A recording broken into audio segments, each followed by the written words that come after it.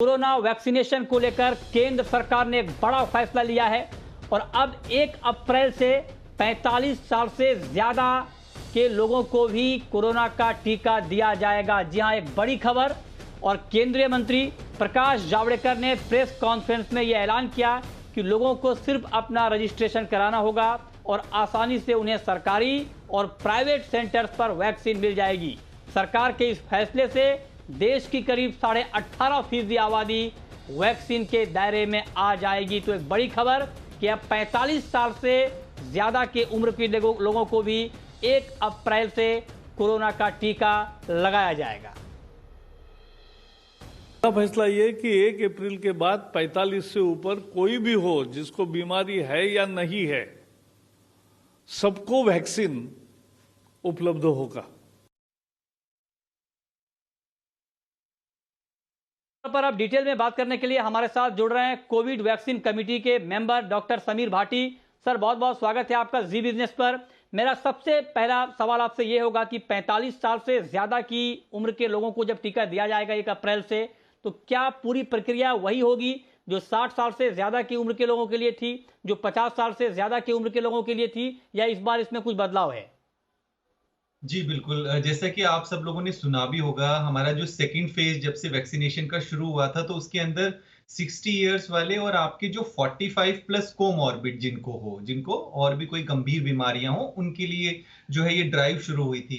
पर जो कोमॉर्बिड की हम बात कर रहे थे, देखिए उसमें अगर हम देखें तो बहुत सारे हमें पता भी नहीं है इंडिया के अंदर, हिंदुस्तान में, कि कितने लोगों को तो कोमॉर्बिड है और उन लोगों को पता भी नहीं है। तो अभी जो 45 में उसमें से वो क्लॉज हटा ली गई है कि 45 साल के बाद कोमॉर्बिड वो तो रहेगा ही रहेगा। उसके अलावा इन जनरल भी 45 साल से उम्र के बाद के सभी लोग लगवा पाएंगे, जिससे जो ये वैक्सीनेशन की ड्राइव है ये और स्पीड अप होगी। जो इसके एसओपी हैं, जो प्रोसेस है, वो वैसे ही रहेंगे जैसा कि हमने देखा। जिस तरह से हमें रजिस्ट्रेशन कराने की जरूरत पड़ती है ऑनलाइन, या फिर आप वॉक इन भी जाकर करा सकते हैं अपने आप को वैक्सीनेट।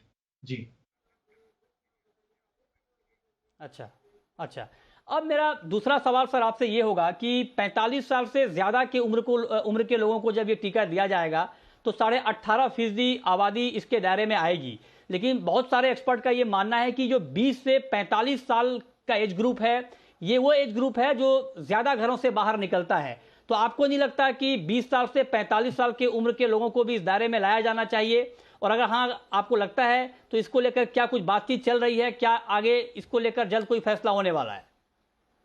जी बिल्कुल, आपने बिल्कुल ठीक बात बोला कि जो 20 साल से लेकर और जो 45 साल तक का ग्रुप है, उनकी मूवमेंट ज्यादा होती है बाहर। और अभी फिलहाल हम जिस तरह से देख भी रहे हैं, जो सेकेंड वेव की जो हम बात कर रहे हैं, दूसरी लहर की, उसमें भी देखा गया है कि इसी एज ग्रुप में पॉजिटिविटी रेट काफी ज्यादा अधिक देखा गया है, क्योंकि इनको काम के लिए और सब चीजों के लिए बाहर निकलना पड़ता है। और इन्हीं में से ज्यादा हम जो देखते हैं, कई कोई ना कोई जो सुपर स्प्रेडर वाले इवेंट होते हैं वो भी होते हैं।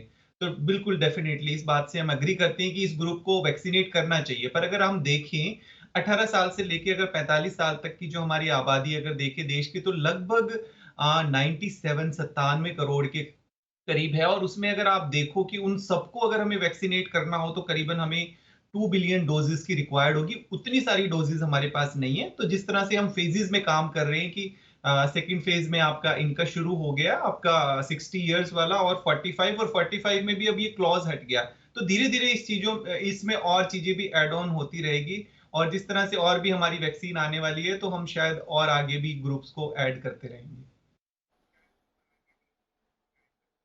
ओके सर, आप लोगों ने कोई टाइमलाइन को लेकर कुछ बातचीत की है क्या कि 45 प्लस एज ग्रुप को पूरा वैक्सीनेट करने में कितना वक्त लग जाएगा? कोई टाइम फ्रेम तय हुआ है क्या इंटरनली?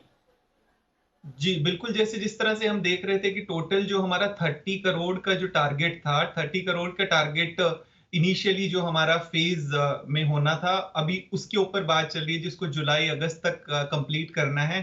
पर जैसे अभी 45 में आपके कोमॉर्बिड भी हटके इन जनरल पॉपुलेशन भी है, तो उसमें थोड़ा सा और समय लगेगा।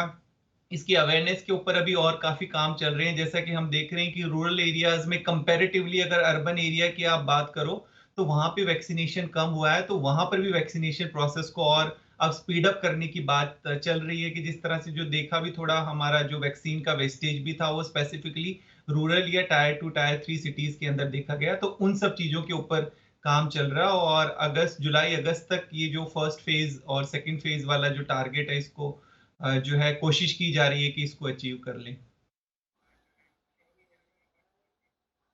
ओके, बहुत शुक्रिया भाटी साहब आपका हमारे साथ जुड़ने के लिए और डिटेल में बताने के लिए कि जो वैक्सीनेशन की योजना है वो किस तरीके से आगे बढ़ रही है। लेकिन बड़ी खबर यही है कि 1 अप्रैल से अगर आपकी उम्र 45 साल या उससे ज़्यादा है तो आप तैयार हो जाएं, क्योंकि अब आप भी टीका लगवाने के हकदार हो गए हैं। अगर आप बिल्कुल स्वस्थ भी हैं, पहले ये था कि 45 प्लस अगर कोई बीमार व्यक्ति है तो उनको टीका लगता था, लेकिन अब ये बाध्यता खत्म हो गई है। आपकी उम्र अगर सिर्फ 45 साल या उससे ज़्यादा है तो आप टीका लगवाने के हकदार हो गए हैं।